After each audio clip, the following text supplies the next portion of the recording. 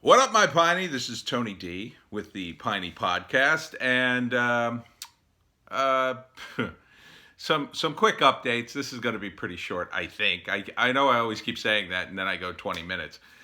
Um, the number of cases has stabilized. Again, I got caught up in the transition, as I warned, I think, in the previous video. I got caught up in the transition of the numbers, and it's basically just stabilized at about 3,300, 3,500 cases every day. Um, the new wrinkle, however, is that the state seems to think that the beer virus is moving south. So while they've got some kind of containment up north and a leveling out of cases, more cases are springing up further and further south. So what they're worried about is you're going to see a wave of new cases uh, going down the state. Now, I'm not sure how realistic that is. I mean, I guess that's possible as more testing is done. I think that's probably a result of more testing, but it might not be. It might be the natural result of just people going to and from North and South Jersey. So it might be a good time to, hate to say it, but stay in even more. Just say screw it and, go through whatever you have food wise for the next week or so and, wait for this wave to pass. If that's in fact the case, I don't know. It's hard to tell. I mean, I'm not a doctor. I'm just making guesses, educated guesses here. Um, I would say some of that has to be due to more widespread testing down south. It may be that the people in charge are trying to keep the case totals up and they're just testing more people down south because they know they haven't done enough testing and they want the case totals to still be something scary so they can justify the close down. And I'm not saying that necessarily in an evil way.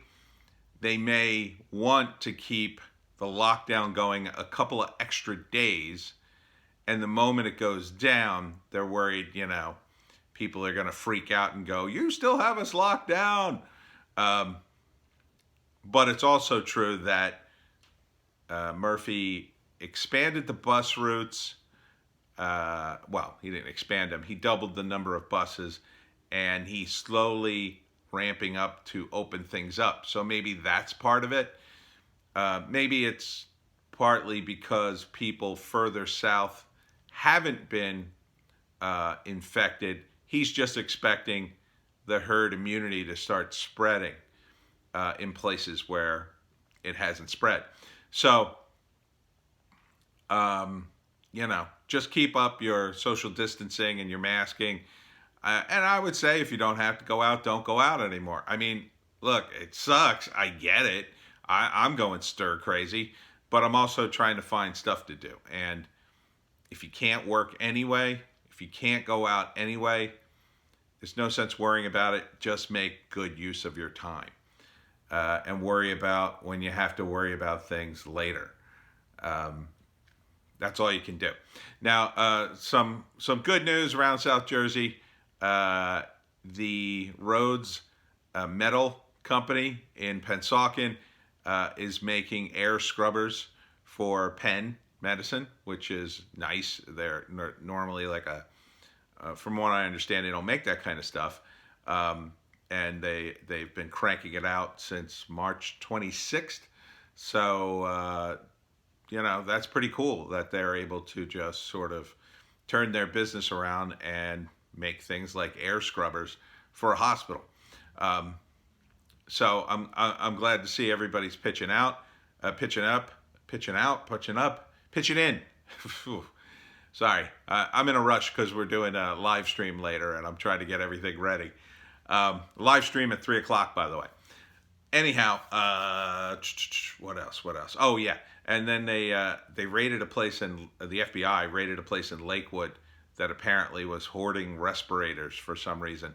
I'm not exactly sure what you do with a respirator on the black market.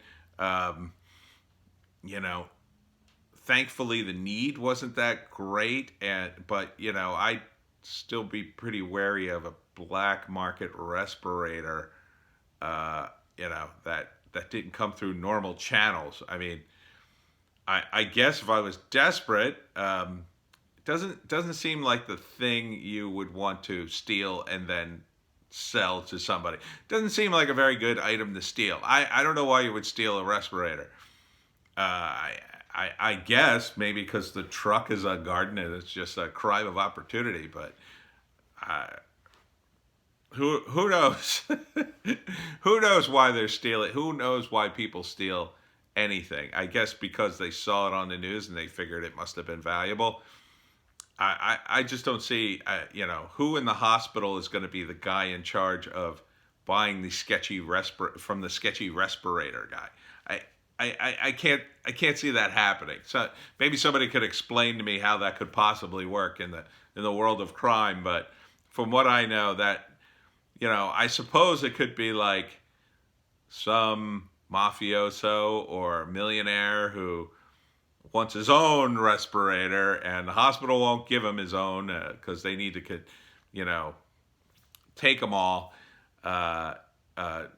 Insist on buying his own, and then that's the person who your customer base would be. But I got to figure, only one respirator. It wouldn't be worth it just to steal one respirator for the guy.